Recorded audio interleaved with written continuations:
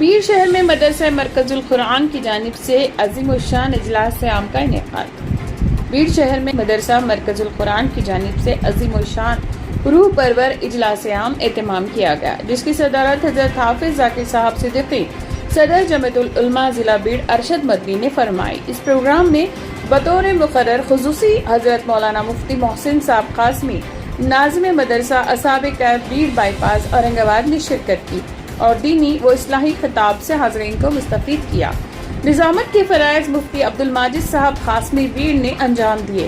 Programme में तमीदी कलमात मोहतमिम मदरसा मौलाना इलियास पटेल साहब ने अदा करते हुए मदरसे की तफसीली रिपोर्ट पेश की और ये इत्तला भी दी कि मदरसे में नए दाखिले जारी हैं और आइंदा 2 जून से मदरसे का दोबारा आगाज होगा।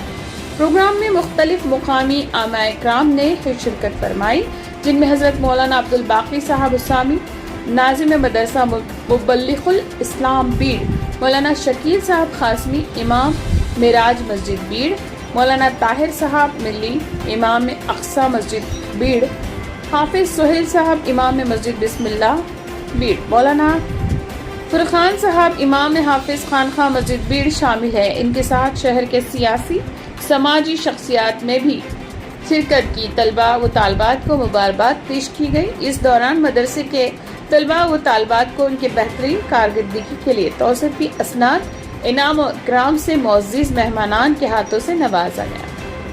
ये प्रोग्राम दीनी शऊर पैदा करने, इत्तिहाद उम्मत और इस्लाह मुआशरा के मक़ासद के तहत मुनक़्क़िद किया गया था। हाज़रीन ने इस मौके पर उलमा के खिताब को इंतहाई तवज्जो और इन्माक से सुना।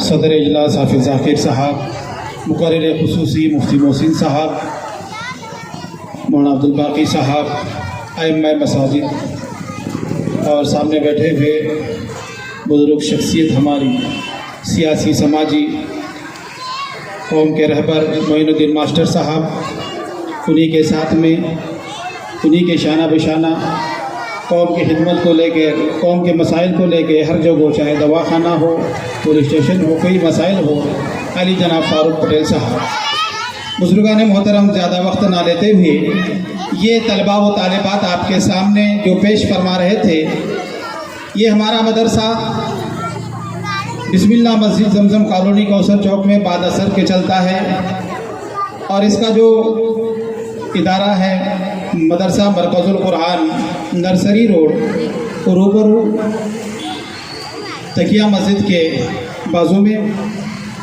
1 साल पहले यानी 10 महीने हो गए उसका आगाज़ हुआ है। तो मुख्तसर 5 मिनट के अंदर रुदाद इसकी ये है कि ये मदरसा इब्तिदा में तो बाजू में यहाँ पर चलता था, जगह काफ़ी ना होने की वजह से मुंतकिल किया गया है और एक यहाँ पर वसी जगह के अंदर ये मदरसा चलता है, मदरसा मरकजुल कुरान, जो किराए पे चलता है। 8 बड़े रूम हैं, पानी का नज़्म है और क्लासें अच्छी है। 15,000 रुपये महीने के एतबार से चलता है और ये बच्चों की फ़ीस के ऊपर चलता है और इसके अंदर कुछ ऐसे 120 बच्चे हमारे पास है। यतीम बच्चे जिसमें हैं दोनों मदरसे के। यतीम बच्चों के लिए फ्री है, कुरान उनको मदरसे के जानिब से फ्री दिया जाता है, फ़ीस भी उनके लिए फ्री है। इसके बाद भी जो यतीम बच्चे यहाँ पर आना चाहते हैं उनके लिए उनकी माशी एतबार से देखा जाता है, वाकई में वो गरीब है तो उनको फ्री वहाँ पर तालीम दी जाती है। दूसरा ये कि हमारा मदरसा है, चूँकि मैं मदरसे से भी वाकिफ़ हूँ और कॉलेज और स्कूल से भी वाकिफ़ हूँ, तो हमारा मदरसा ये है कि मदरसे के अंदर 2 घंटे तालीम होती है, जहाँ पर नाज़िरा है, कुरान है, तजवीद है, दीनियात है। तो बच्चे को हम पूरा मदरसे का जितना भी पढ़ाया हुआ है वहाँ पर याद कराते हैं, मुकम्मल तौर पर वहाँ पर ही। फिर अगर बच्चे का कुछ नाक़िस रहता है तो उनके वालिदैन चाहे तो घर पे उनको याद करा सकते हैं, वरना हमारी ज़िम्मेदारी, हम मुकम्मल तौर पे मुअल्लिमीन हज़रात वहीं पर उनको याद कराते हैं। उसके बाद जो बच्चे घर पे जाएंगे तो उनका स्कूल का रहेगा, होमवर्क रहेगा, वो उनका घर पे मुकम्मल करेंगे। तो हमारे मदरसे के अंदर जो मुअल्लिमीन हैं, ज़ाहिर बात है पढ़ाने वाले हैं, एक आदमी ज़िम्मेदार होता है اور اس کے جو معاونین ہوتے ہیں وہ اگر ساتھ دے تو مدرسہ آگے چلتا ہے۔ ابتدا میں ہم نے دیکھا ہوگا، مولانا باقی صاحب کا میں ذکر کروں گا یہاں پر، مبلغ الاسلام ایک مدرسہ ایک کرائے کے مکان کے اندر چلتا تھا۔ ابتدائی طور پر مولانا شکیل صاحب، مولانا باقی صاحب، یہ چند لوگ تھے، لیکن آج ہم دیکھتے ہیں مبلغ اسلام کا نام پورے مہاراشٹر میں لیا جاتا ہے اور ایک ٹیم ورک وہاں پر چلتا ہے۔ ہمارے پاس بھی یہاں پر 3-4 شفٹیں چلتی ہے، 2 معلم یہاں پر ہے، عصر کے بعد یہاں پر بھی ہے کہ ہمارے پاس بچوں کو ایک تو مار نہیں ہے، بچہ چاہے سبق یاد نہیں کرتا ہے تو سبق پہ مار نہیں دی جاتی، اس کو سزا نہیں ہے۔ اگر اس کو ہم سزا دیں گے تو بچہ اس دہشت سے نہیں آئے گا کہ آج مجھے سبق یاد نہیں ہے اور حافظ صاحب مجھے ماریں گے۔ وہ ایک دن نہیں آتا، دوسرا دن یہ کہ بہانہ کرتا ہے، پھر طبیعت ناساز ہے، ایسے اس کے 3-4 چلے جاتے، 3-4 دن اس کے گزر جاتے ہیں۔ تو ہم اس کو بڑی پیار سے، محبت سے، اور ہمارے پاس پڑھانے والے علماء کرام بھی باصلاحیت قابل ہے اور وقت کی پابندی ان کی بھی ہے، ان کی بھی کافی زیادہ محنت ہے۔ تو وہاں پر ہمارے مکتب کے اندر بچے کو سبق یاد نہیں ہوتا ہے، باضابطہ خود وہاں پر سبق یاد ان کو کرایا جاتا ہے۔ دوسری چیز، سبق یاد نہیں ہونے کی وجہ سے اس کو مارا نہیں جاتا۔ اگر بچہ مستی کرتا ہے تو اس کو سزا دی جاتی ہے۔ کوئی بچہ ہمارے پاس ایسا نہیں ہے جو 120 بچوں کے اندر، اور 120 بچے وہ بھی ہیں غریب کے بھی ہیں، لیکچرار کے بھی ہیں، تقریباً زیادہ تر بچے میرے پاس ٹیچر کے ہیں، انجینئر کے ہیں، اور وقت کی پابندی بھی ہے، اور غریب بچے بھی ہیں۔ کوئی ایک بچہ ایسا نہیں ہے یہ بول کے مدرسہ نہیں آتا ہے کہ مجھے سبق یاد نہیں ہوا اور مولانا یا حافظ صاحب مجھے آج ماریں گے، بلکہ پابندی کے ساتھ بچے اوقات جو وقت ہے اس سے پہلے بھی وہاں پر آ جاتے ہیں۔ تو ایک 10 مہینے کے اندر بچوں نے ماشاءاللہ بہت سے، ایک بچے کا قرآن بھی ختم ہوگا، ان کو انعام دیا جائے گا۔ تو ہمارے پاس جو آپ کو انعامات نظر آ رہے ہیں، ویسے تو تمام ہی بچوں کے انعامات یہاں پر دیے جائیں گے، لیکن 10 بچے یہاں پر دیے جائیں گے، وقت کم ہے اس وجہ سے۔ باقی بچوں کا انعام جو ہے تو کل یعنی پیر کے دن مدرسے کے اندر سب بچوں کو دیا جائے گا، لیکن 10 بچے یہاں پر جس کو انعام دیا جائے گا وہ بچے ہیں جس کی پابندی بہت زیادہ رہی ہے، جنہوں نے اسکول کرتے ہوئے، ٹیوشن کرتے ہوئے ہمارے مکتب کو انہوں نے کبھی غیر حاضر نہیں رہے۔ ایسے وہ بچے 10 بچے ہیں جنہوں نے اخلاق، کیریکٹر، بات گفتگو کا انداز، بولنے کا سلیقہ، اور ہمارے پاس ہر سنیچر کو انجمن ہوتی ہے جس کے اندر انگریزی میں تقریر سکھائی جاتی ہے، اردو کے اندر ہے، اور چھٹیوں کے بعد ایک عربی اسپیکنگ کورس بول کے شروع ہو رہا ہے جس کے 10 پارے قرآن کے ہو گئے ہیں ناظرہ۔ ان بچوں کے لیے 4 مہینے کا کورس ہمارے پاس اسی 2 گھنٹے کے اندر ہے، جس کے اندر 15 منٹ عربی اسپیکنگ سکھایا جائے گا۔ وہ عربی اسپیکنگ جو قرآن کی عربی ہو، کتاب کی عربی ہو، بچہ عربی بھی پڑھے، اور نحو صرف کو ہم نے جو گرامر عربی کے ہے ایک دم آسان کر کے اس کے اندر بتایا ہے۔ تو انشاءاللہ اس کے بعد ہمارا وہ عربی اسپیکنگ کا کورس بھی مکتب کے اندر بغیر پریشر کے بچے نے وہاں اس کو سمجھنا، وہیں یاد کرنا، 10 جملے 5 جملے یہ مکتب کے ساتھ رہے گا۔ لہٰذا ہمارے پاس تقریباً بچوں کا قرآن ہو چکا ہے، کچھ بچوں کا قرآن کے اختتام پر ہے، تو ایسے بچے آئندہ سال ہمارے پاس حفظ کلاس بھی ہو رہی ہے۔ یہ مدرسے کی بنیادی چیزیں ہیں۔ ایک مدرسہ چلتا ہے بعد نماز عصر بسم اللہ مسجد زمزم کالونی میں، اور مکمل مدرسہ صبح سے شام تک یہاں پر تقیہ مسجد کے ایلور سائڈ میں مینا کے بازو میں، تو وہاں چلتا ہے۔ یہ دونوں مدرسے ہمارے چل رہے ہیں۔ یہ تھوڑی سی خدمت آپ کے سامنے ہم نے پیش کی ہے۔ آج اس محفل کے صدر محترم حافظ محمد ذاکر صاحب صدیقی زید مجدہ، مولانا عبدالباقی صاحب، مولانا شکیل صاحب، مولانا عبدالخالق صاحب، مولانا الیاس صاحب، دیگر علماء کرام، اور یہاں کی شہر کی معزز شخصیات،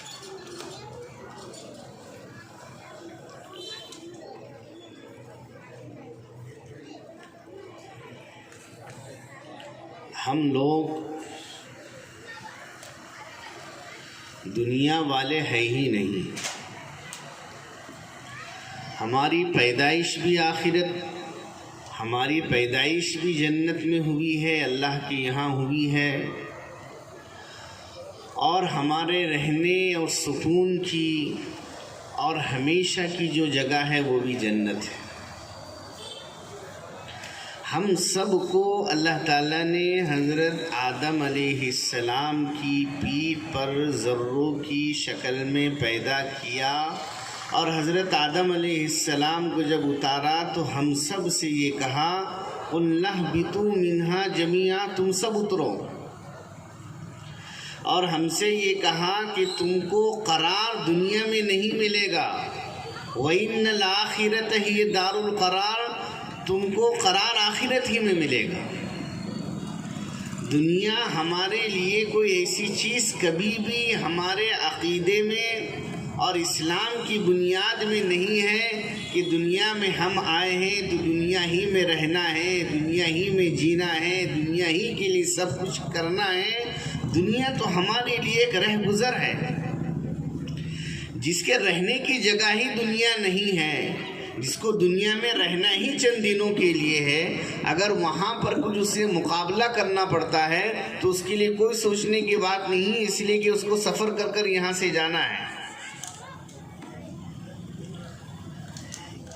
اِنَّا نَحْنُ نَرِثُ الْأَرْضَ وَمَنْ عَلَيْهَا، ہم ہی زمین کے وارث ہوں گے، تم کو سب کو چھوڑ کر ہمارے پاس آنا ہے۔ وَكُلُّكُمْ آتِيهِ يَوْمَ الْقِيَامَةِ فَرْدًا، یہ میرے اور آپ کی ایک خوبی ہوں گی، یہ میرے اور آپ کے کمال کی بات ہوں گی کہ میں اور آپ اپنے پیارے نبی حضرت محمد الرسول اللہ صلی اللہ علیہ وسلم اور دنیا سے گزر جانے والے وہ انبیاء اکرام علیہم السلام جن کی مثالیں قرآن پاک میں اللہ تعالیٰ نے دی ہیں، ہم ان پر نظر کریں۔ کون لوگ ہیں وہ انبیاء اکرام علیہم السلام؟ قرآن پاک نے ان نبیوں کی صفت اور ان نبیوں کی یہ خوبی بیان کی ہے کہ وہ نبی ہمت والے تھے۔ انسان کی خوبیوں میں اللہ کو جو اس کی خوبی پسند ہے وہ اس کی ہمت ہے۔ دیکھیے حضرت موسیٰ علیہ السلام کا سخت ترین مقابلہ ہے فرعون سے، اتنا ظالم بادشاہ، وَفِرْعَوْنَ ذِي الْأَوْتَادِ، ایسی سزا دیتا تھا کہ دونوں ہاتھ دونوں پیر میں وہ کیل ٹھوک دیتا تھا، اتنا ظالم بادشاہ۔ لیکن حضرت موسیٰ علیہ السلام کی ہمت، اس کے سامنے بھی ہمت سے رہے، آخر تک مقابلہ کرتے۔ ہمارے نبی حضرت محمد الرسول اللہ صلی اللہ علیہ وسلم سے فرمایا کہ آپ ان نبیوں میں سے ہو جائیے جو ہمت والے نبی تھے۔ فَاصْبِرْ كَمَا صَبَرَ أُولُو الْعَزْمِ مِنَ الرُّسُلِ، ہمت والے رسولوں میں سے آپ ہو جائیے۔ وَإِذْ أَخَذْنَا مِنَ النَّبِيِّينَ مِيثَاقَهُمْ وَمِنْكَ وَمِن نُوحٍ وَإِبْرَاهِيمَ وَمُوسَىٰ وَعِيسَىٰ ابْنِ مَرْيَمَ، ہمت والے نبی جنہوں نے بڑے بڑے کارنامے انجام دیے، خصوصی طور پر ان 5 نبیوں کا علیحدہ تذکرہ کیا۔ ان کی زندگیاں اگر ہم سنتے جائیں گے، کتنے ہمت کے کام انہوں نے کیے، بڑے بڑے مقابلے۔ ابراہیم علیہ السلام کو آپ دیکھیے، کیا سخت ترین مقابلہ رہا، لیکن ان کی ہمت دیکھیے۔ ہمارے نبی کا سخت ترین مقابلہ اپنے وطن میں 13 سال رہا، اور مدینہ کے اندر 27 غزوات آپ نے کیے، 48 سرایہ جنگیں آپ کی زندگی میں ہوئی 10 سال میں۔ کتنی ہمت ہے آپ کے اندر۔ مکہ والے آگے ایک مطالبہ لے کر تو کہنے لگے کہ تم ایک ہاتھ میں سورج ایک ہاتھ میں چاند بھی لاؤں گے تو میں پھر بھی یہ قدم نہیں ہٹوں گا۔ یہ آپ کی ہمت تھی۔ حضرت عیسیٰ علیہ السلام کی زندگی کو کبھی نکال کر سنیے، کس قدر زندگی پر عیسیٰ علیہ السلام نے مقابلہ کیا یہود سے۔ نوح علیہ السلام نے 950 سال کی طرح سخت ترین مقابلہ کیا، اور کیا ہمت تھی ان کی۔ یہ 5 نبیوں کی قرآن نے خاص بات بیان کی۔ میرے بھائیوں، مجھ سے اور آپ سے قرآن پاک کی اس آیت میں اللہ تعالیٰ صاف صاف کہہ رہے ہیں کہ تم ضرور سنتے رہو گے 2 قوموں کی طرف سے، کتاب رکھنے والی قوم یعنی یہودیوں اور عیسائیوں کی طرف سے، اور دوسرے ہندوؤں کی طرف سے، مشرکوں کی طرف سے ایسی باتیں تم ضرور سنتے رہو گے کہ وہ باتیں سننے کے بعد میں تمہیں تکلیف ہوگی. بالکل جھوٹ باتیں، بالکل ناحق باتیں. اسلام، قرآن پاک، اللہ، نبی، ہر چیز کے خلاف ایسی باتیں تم سنتے رہو گے کہ تمہیں بڑی تکلیف ہوں گی. لیکن تمہارا کام ہوگا اس وقت میں ہمت سے کام کرنا. وَلَتَسْمَعُنَّ مِنَ الَّذِينَ أُوتُوا الْكِتَابَ مِن قَبْلِكُمْ وَمِنَ الَّذِينَ أَشْرَكُوا أَذًى كَثِيرًا. بہت زیادہ باتیں سنو گے، بہت زیادہ تکلیف دینے والے باتیں سنو گے. لیکن تم اگر اپنے آپ پر تم نے کنٹرول رکھا، اپنے آپ پر قابو رکھا، جمے رہے اور تم راہ تقوی پر چلتے رہے، اللہ کو ناراض نہیں کیا، گناہوں سے دور رہے، نیکیوں پر جمے رہے، حالات بدلتے رہیں گے. اور یہ تمہاری طرف سے ہمت کا کام ہوگا. فَإِنَّ ذَلِكَ مِنْ عَزْمِ الْأُمُورِ. اللہ کو یہی مطلوب. جب دنیا ہمارا مقصد ہی نہیں ہے، دنیا میں کتنے بھی حالات آئے، ہم تو کہتے ہیں گھر نہیں، بار نہیں، زمین نہیں، اولاد نہیں، یہ پوری دنیا ہی ہم کو چھوڑنی ہے، سب کچھ چھوڑنا ہے ہمیں اس دنیا کا. اور دنیا میں اگر آج ہم ہیں بھی ان سب چیزوں کے درمیان تو بھی ہم یہاں پر اللہ کے لیے ہیں. ہمارے جینے کا مقصد اللہ ہے. ان صلاتی و نسکی و محیای و مماتی، میں جی بھی رہا ہوں تو اللہ کے لیے اور میں مروں گا بھی تو اللہ کے لیے. میرے بھائیوں، سب سے پہلے ہم مسلمانوں کو اپنے ارادوں کو صحیح کرنے کی ضرورت ہے. جو انسان دنیا سے امیدیں لگاتا ہے، جو انسان دنیا سے محبت کرتا ہے، وہ انسان ہمیشہ پریشان رہتا ہے. ہمارے نبی نے فرمایا کہ قیامت کے قریب مسلمان بڑی تعداد میں ہوں گے، لیکن وہ دنیا سے محبت کریں گے، وہ مرنا نہیں چاہیں گے، اور وہ لمبی لمبی امیدیں اور آرزویں اپنے اندر بسا لیں گے. اس وجہ سے وہ پریشان رہیں گے.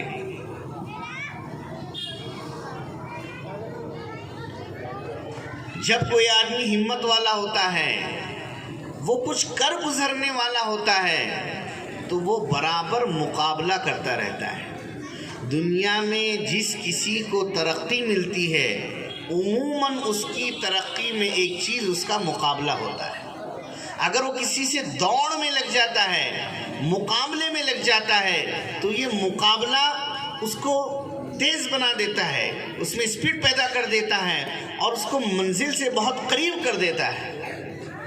آج یہ جو حالات اللہ کی طرف سے آئے ہیں، یہ حالات اللہ کی طرف سے بڑی نعمت ہے، بشرطے کہ مسلمان اسے سمجھیں. اللہ کے سب سے مقرب بندے وہ ہمیشہ حالات میں رہیں.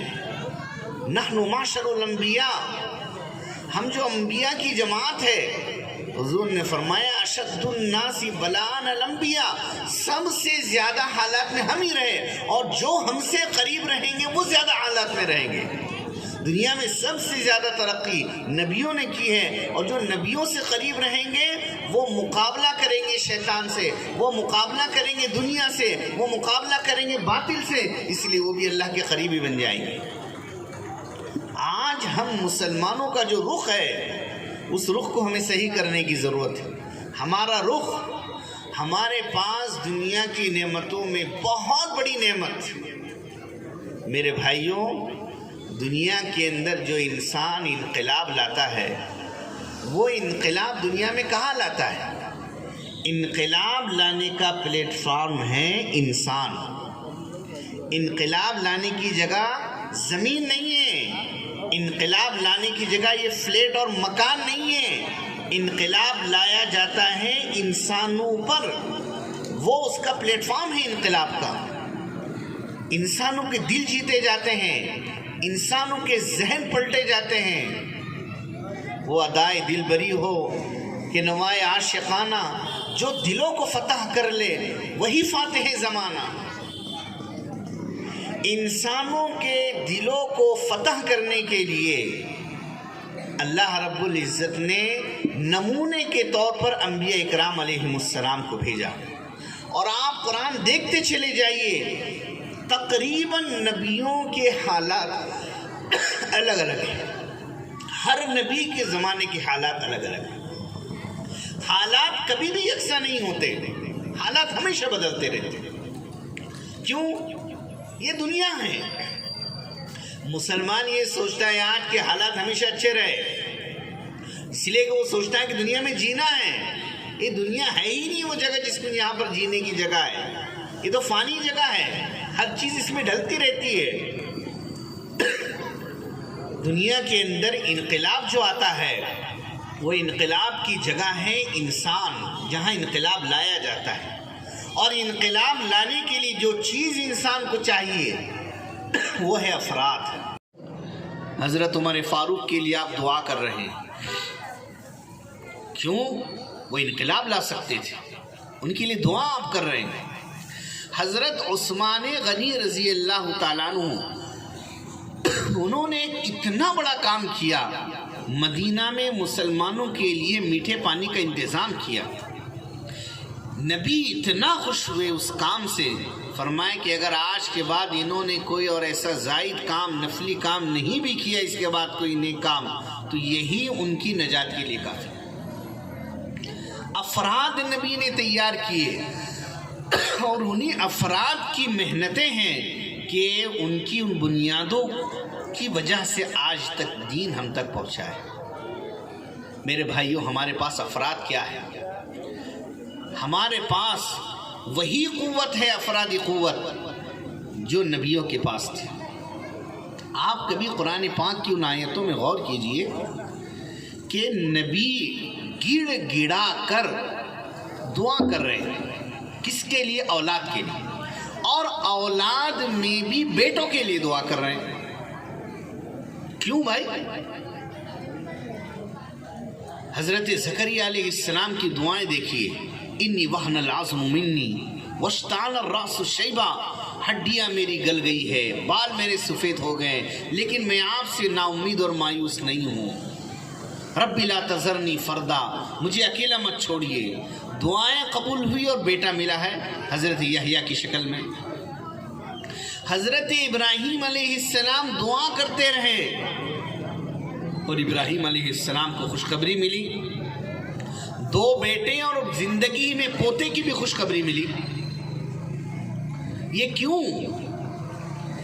اس لیے کہ جو انقلاب لانے والے لوگ ہوتے ہیں ان کے پاس جو سب سے بڑی طاقت اپنے انقلاب کی ہوتی ہے وہ ہوتی ہے ان کی اولاد۔ خونی رشتے کی وجہ سے اولاد باپ کے مشن کو جتنی مضبوطی کے ساتھ آگے بڑھا سکتی ہے، دنیا میں کوئی اور اتنا آگے نہیں بڑھا سکتا۔ آج سب سے پہلی میری اور آپ کی ضرورت ہے ہمت۔ حالات کیسے بھی ہو جائے، لیکن اگر ہمارے اندر ہمت ہے تو اللہ اس کی تعریف کر رہے ہیں۔ حالات خود نہیں بدلتے، قرآن میں اللہ نے اپنی طاقت کا اعلان کیا کہ حالات صرف اور صرف اللہ بدلتے ہیں۔ تؤتی الملک من تشاء وتنزع الملک ممن تشاء، جسے چاہتے ہیں حکومتوں سے اتار بھی دیتے ہیں۔ حکومتیں خود نہیں بنتی، حکومتیں اللہ رب العزت انسانیت کے ذریعے سے جسے چاہتے ہیں تخت پر بٹھاتے ہیں، اور جب چاہتے ہیں لوگوں کے دلوں کو پلٹا دیتے ہیں، اور جب چاہتے ہیں آنن فانن حکومتیں ختم بھی ہو جاتی ہیں۔ دیکھیے آپ، ہمارا پڑوسی ملک اس وقت ہے آپ کے سامنے ہے، بنگلہ دیش، کیا حال ہوا حکومت کا؟ دیکھتے دیکھتے حکومت بدل گئی۔ خدائی نظام ہے، انسانیت حکومتیں نہیں بناتی، اللہ حکومتیں بناتے ہیں۔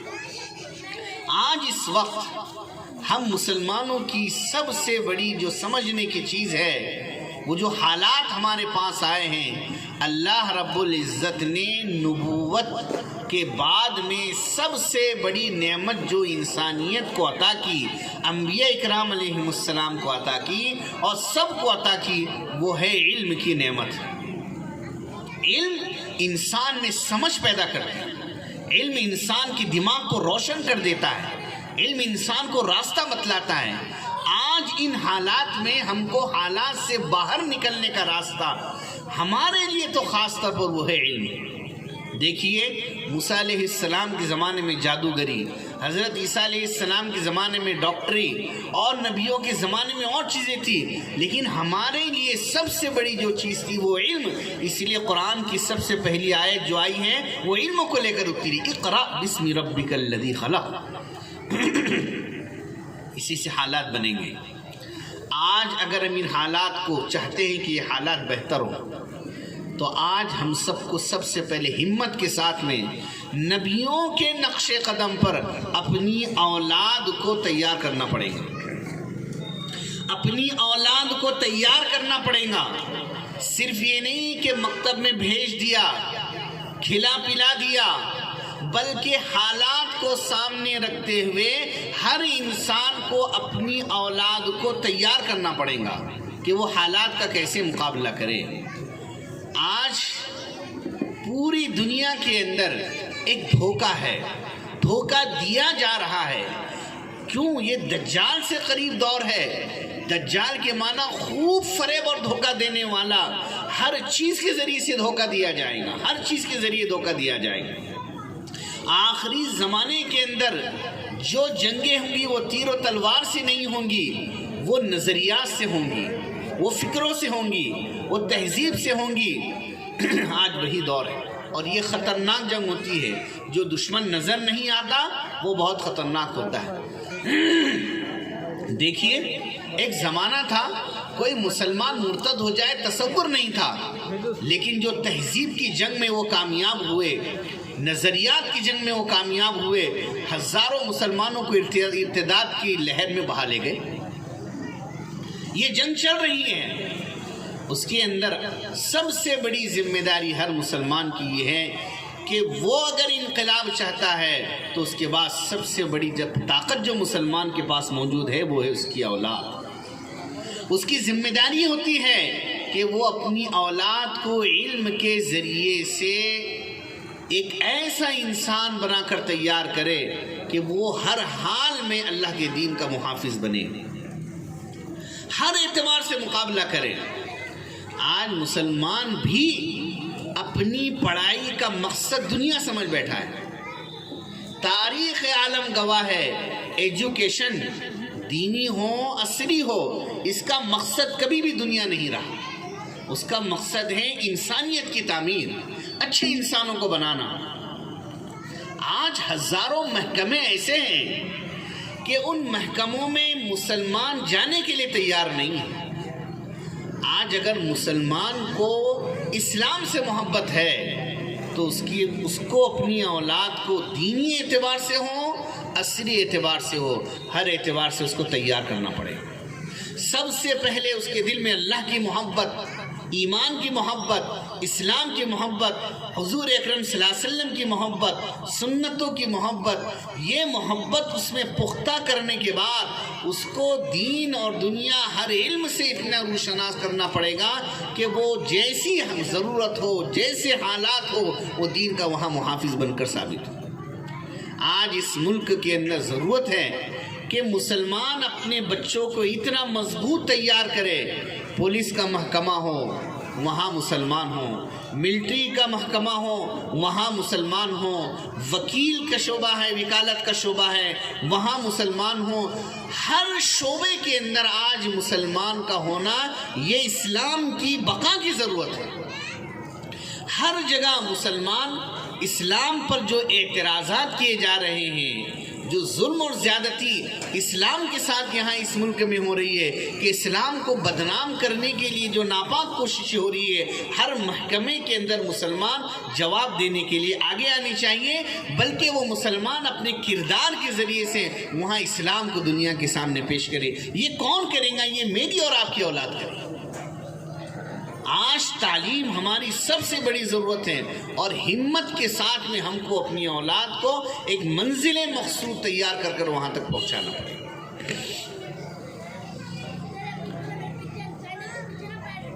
یہ جو حالات ہیں یہ حالات قیامت تک نہیں تھمیں گے۔ دستور بچاؤ، وقف بچاؤ، فلاں بچاؤ، فلاں بچاؤ، یہ ہر آئے دن باطل ایک نیا روپ لے کر آئے گا۔ نبیوں کے زمانے میں بھی باطل نیا نیا روپ لے کر آیا، لیکن مسلمان کبھی بھی تھک کر نہیں بیٹھے ان کے سامنے، کبھی عاجز نہیں ہوئے، کبھی ہارے نہیں، کبھی ہمت نہیں چھوڑی، اس لیے کہ مسلمان یقین رکھتا ہے میرا کام ہمت سے مقابلہ کرنا ہے، اور سب کرنے والی ذات اللہ کی، یہ ہمارا ایمان اور یقین ہے، ہم کچھ نہیں کر سکتے۔ ایک مسئلہ آیا ہے وقف کا، نئے نئے انداز سے اس کے اندر مسلمانوں کو فراڈ اور دھوکہ دیا جا رہا ہے۔ مسلمانوں کا اس ملک میں 1954 کے اندر قیام عمل میں آیا کہ مسلمانوں کی جتنی جائیدادیں ہیں اس کے تحفظ کے لیے ان کا ایک مستقل محکمہ رہے گا، وقف بورڈ رہے گا۔ 1954 سے اس کا ایک قیام عمل میں آیا، اور وہ مسلمانوں کا اپنا مذہبی شعبہ، مذہبی ادارہ۔ کیوں؟ وقف جو مسلمان کرتا ہے اس کے وقف کے صحیح ہونے کے لیے کیا بنیادیں ہیں، اس کے بعد اس نے جس مصرف میں اس کو وقف کیا ہے اس کو صحیح طور پر وہیں استعمال کیا جا سکتا ہے یا اس کو کہاں کہاں استعمال کیا جا سکتا ہے، یہ شرعی مسائل ہیں۔ اس وقف کو اگر دوسری جگہ استعمال کرنے کے لیے کیا شرائط ہے، متولی کے اختیارات کہاں تک ہے، وقف کرنے کے بعد کوئی رجوع کرنا چاہے تو کس کے کیا حکم ہیں، یہ ایک شرعی مسائل ہے، جیسے نماز کے مسائل ہیں۔ جیسے مثال کے طور پر ایک بہت آسانی سے ایک بات سمجھ سکتے ہیں، میں نے ایک زمین کے بارے میں کہہ دیا کہ میں نے اس کو اللہ کے لیے وقف کر دیا، یہ اللہ کے لیے ہو گئی اللہ کی، اللہ اس کے مالک ہو گئے۔ کچھ دنوں کے بعد میں یہ کہنا چاہتا ہوں کہ نہیں وہ جگہ میری ہے، تو اب مفتی یہ کہے گا، شریعت کا جاننے والا یہ کہے گا کہ جگہ وقف کی اب آپ کی نہیں رہی۔ لیکن میں اگر جا کر کہوں گا، کسی نان مسلم سے کہوں گا، کلیکٹر سے کہوں گا کہ یہ جگہ میری ہے، دیکھیے کاغذات میرے پاس ہے، وہ کہیں گے ٹھیک ہے بھائی ہو گئے۔ کسی غیر مسلم کو جو اس ضلع کی کمیٹی میں شامل کیا گیا میں اس کو بتلاؤں گا تو وہ تو یہی کہیں گا، اسی لیے کہ اس کو شریعت کیا معلوم ہے، شریعت تو مسلمان کو معلوم ہے۔ یہ ہمارا ایک مذہبی ادارہ ہے، اس مذہبی ادارے کے اندر ہر ضلع میں 2 کو داخل کرنا، اس کے بعد پھر اس کے اوپر فیصل جو ہے کلیکٹر کو بنانا، کلیکٹر کے انڈر میں دینا، یہ صرف اور صرف شریعت کو ختم کرنا ہے، شریعت میں مداخلت کرنا ہے۔ اور ظاہری بات یہ ایک عنوان ہے جس کو مسلمان بعض تو سمجھ پا رہے، بعض نہیں سمجھ پا رہے، اور یہ حالات چلتے رہیں گے۔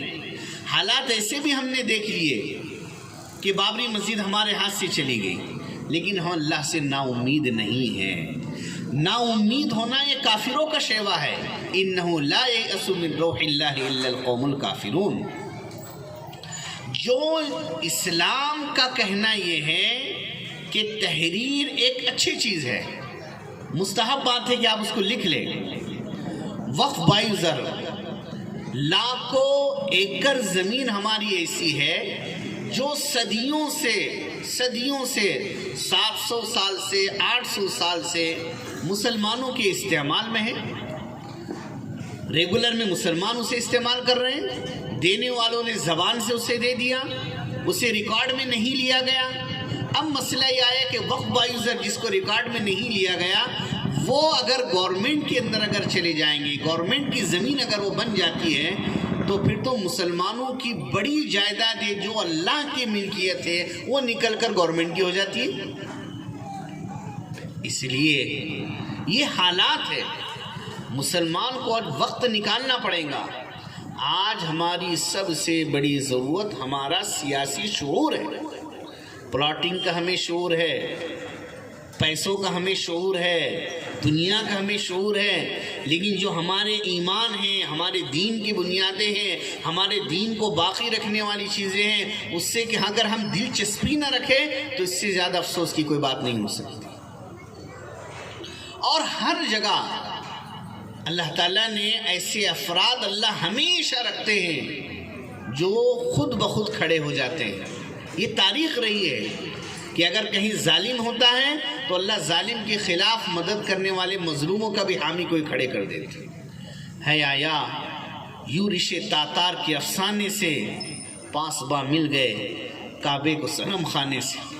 آپ نے دیکھا پارلیمنٹ کے اندر کہ ایک بڑی تعداد ان لوگوں کی تھی جو نان مسلم ہیں، لیکن انہوں نے ڈٹ کر وقف کی جانب سے، جو مسلمانوں کی جانب سے جو انہوں نے حمایت کی اور جو سامنے والوں کا جو جواب دیا، وہ بہت بڑی بات ہے، وہ اللہ کی کھلی نعمت ہے۔ لیکن ہر مسلمان کو آج سیاسی شعور اپنے اندر پیدا کرنا یہ وقت کی ضرورت ہے۔ نبیوں کی ہم تاریخ پڑھے، سلیمان علیہ السلام کی، داؤد علیہ السلام کی، ذوالقرنین کی ہم تاریخ پڑھے، میرے آپ کے نبی حضرت محمد الرسول اللہ صلی اللہ علیہ وسلم مکہ کے بادشاہ، مدینہ کے بادشاہ، آپ کی حکومت یمن تک پہنچی، ان کی تاریخ ہمارے سامنے۔ اگر سیاسی شعور ہمارے اندر پیدا نہیں ہوگا تو ہم کیا اس ملک میں دین کی حفاظت کر سکتے ہیں؟ اور اگر ہم کچھ کر سکتے ہیں اس ملک میں دین کے لیے تو اپنے انہی بچوں کے ذریعے سے کر سکتے ہیں۔ اس لیے میرے بھائیوں، خواب غفلت سے ہم بیدار ہوں۔ یہ بچے آج مکتب میں جا رہے ہیں، اسکول میں جا رہے ہیں، یہی نہیں ہے۔ میں آپ سے اتنا کہوں گا کہ آپ ان بچوں کے لیے ایک منزل طے کیجیے، ایک منزل، کہ یہ بچوں کو ہمیں کیا بنانا ہے۔ انسان جب کوئی چیز طے کر لیتا ہے اور کوشش کرتا ہے تو اللہ تعالیٰ نے کہا وَالنَّسَعْيُهُ سَوْفَ يُرَى، کوشش وہ نتیجہ دکھاتی ہے۔ ہم اپنے بچوں کے لیے اعلیٰ سے اعلیٰ وہ محکموں میں جائے، دین کے اعتبار سے بھی دین سے باشعور اور واقف ہوں، اور اس کے ساتھ ساتھ اس ملک کے اندر مسلمانوں کے لیے، اسلام کے لیے، پائیداری کے لیے وہ کیا بن سکتے ہیں اور کیا ہماری خدمت کر سکتے ہیں، اور اسلام کے لیے وہ کیا مددگار بن سکتے ہیں، ہم یہ طے کریں اور ابھی سے ان کو ہم تیار کریں۔ آگے تیر و تلوار کی جنگ نہیں، تہذیب کی جنگ ہے، فکر کی جنگ ہے، اور اسلام کی جانب سے سچی ترجمانی کی ضرورت ہے۔ پروپیگنڈا کیا جا رہا ہے لیکن حق کبھی بھی چھپتا نہیں ہے، حق واضح ہو کر رہتا ہے۔ یہ اللہ کا انعام ہمیشہ سے رہا ہے کہ جب خوف کا ماحول پیدا کیا جاتا ہے تبھی ایمان والوں کے ایمان بڑھتے ہیں اور اس میں حرکت آتی ہے۔ ان الناس قد جمعوا لكم فاخشوهم فزادهم ایمانا، یہ حالات ہمارے ایمان کے بڑھانے کے لیے اللہ تعالیٰ نے بھیجے ہیں، اور اسلام کو اس ملک میں محفوظ اور مضبوط کرنے کے لیے اللہ تعالیٰ نے بھیجے ہیں۔ وقت بہرحال جو مجھے دیا گیا تھا تقریباً وہ ختم ہو گیا ہے۔ یہ خوشیاں زندگی لذتوں کا سزو، یہ خوشیاں زندگی لذتوں کا سزو، وما الحیات الدنیا الا متاع الغرور۔ یہ جس کے سامنے سب برابر ہے، امیر اور فقیر، حسبنا اللہ الرحیم، ہر جاندہ کا ہونا ہے قوت موت، کل نفس ذائقۃ الموت، ختم ہوا دنیا کو پالنے کا جنون، ان للہ و انا الیہ راجعون۔ اسماء حسنہ اللہ تعالیٰ کے ناموں کو اسماء حسنہ کہتے ہیں۔ وبرکاتہ اذان کے بعد کی دعا، اللہم رب هذه الدعوة التامة والصلاة القائمة آت محمدون الوسيلة والفضيلة وبعثه مقام محمدون الذين ودعته إنك لا تخلف الميعاد۔ چمکا پڑھنے قرآن جب طفل خوش الحان آئے، محمد مجتبیٰ نے بہترین اور عمدہ انداز میں قرآن پاک کی تلاوت کی۔ میں آپ تمام شرکاء سے ایک درخواست ضرور کرنا چاہوں گا کہ یہ چھوٹے چھوٹے بچے دین کا علم حاصل کرتے ہیں، یہ چھوٹے چھوٹے بچے دین کا علم حاصل کرتے ہیں، بڑی محنت کے ساتھ اپنی زبان کو یہ پلٹاتے ہیں، بڑی محنت اور مشقت لگتی ہے۔ ہم آج بڑے ہو چکے ہیں، یقیناً میرے سے بڑی بڑی عمر کے لوگ آج کی اس مجمع کے اندر موجود ہے، ان کے زمانے میں اس طرح سے تجوید کے ساتھ قرآن کو پڑھنے کا نظام اور نظم اور ضبط نہیں تھا۔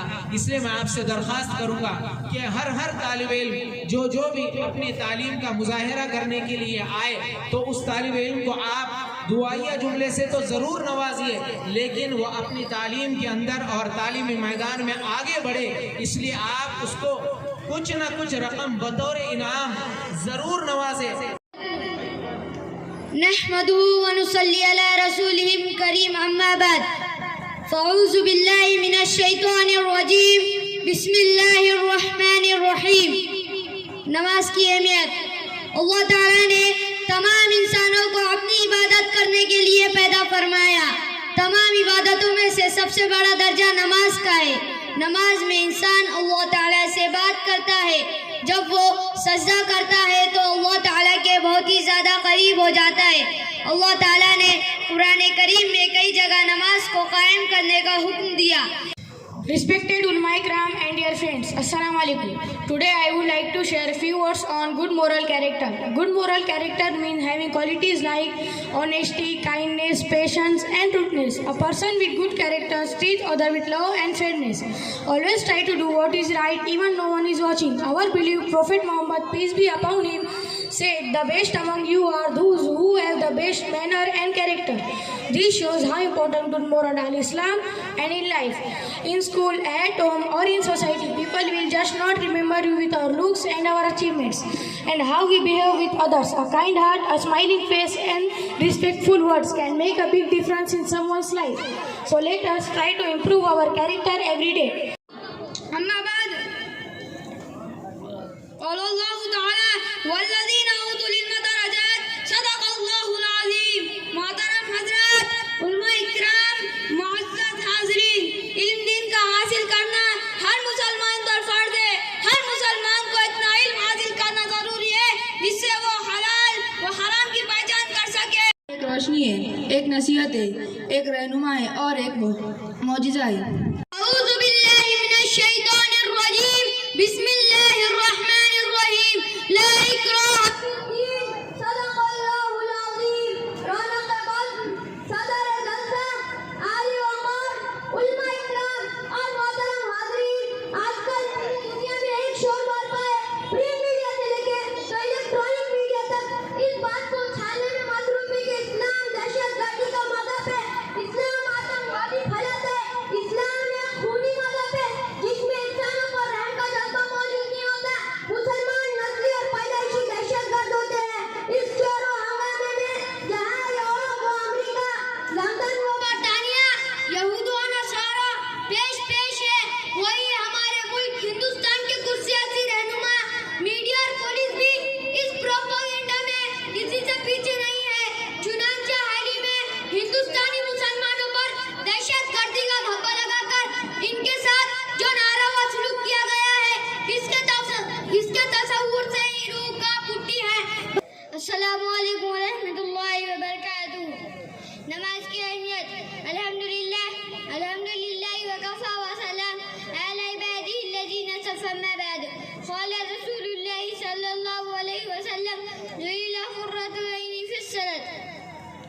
اسٹیج پر تشریف لا علماء اکرام اور معزز سامعین، میں آپ سب کے سامنے نماز کے موضوع پر مختصر اظہار خیال کرنا چاہتا ہوں۔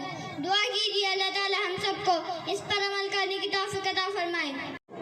سورہ نمبر 1 سورۃ الفاتحہ، سورہ نمبر 2 سورۃ البقرہ، سورہ نمبر 3 آل عمران، سورہ نمبر 4 النساء، سورہ نمبر 5 المائدہ، سورہ نمبر 6 الانعام، سورہ نمبر 7 الاعراف، سورہ نمبر 8 الانفال، سورہ نمبر 9 توبہ، سورہ نمبر 20 یونس، سورہ نمبر 11 ہود، سورہ نمبر 12 یوسف، سورہ نمبر 13 ابراہیم، سورہ نمبر 15 الحجر، سورہ نمبر 16 انحل، سورہ نمبر 17 الانفال، سورہ نمبر 18 بنی اسرائیل، سورہ نمبر 19 توبہ، سورہ number 20 طہارہ۔ Dear friend, Assalamu alaikum wa rahmatullahi wa barakatuh.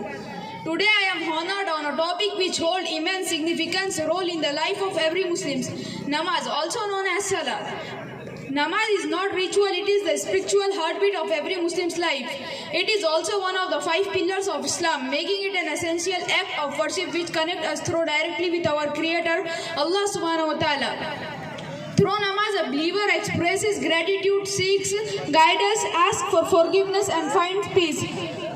Allah subhanahu wa ta'ala says in the Holy Quran, Indeed, prayers prohibits immorality and wrongdoing, and remembrance of Allah is great.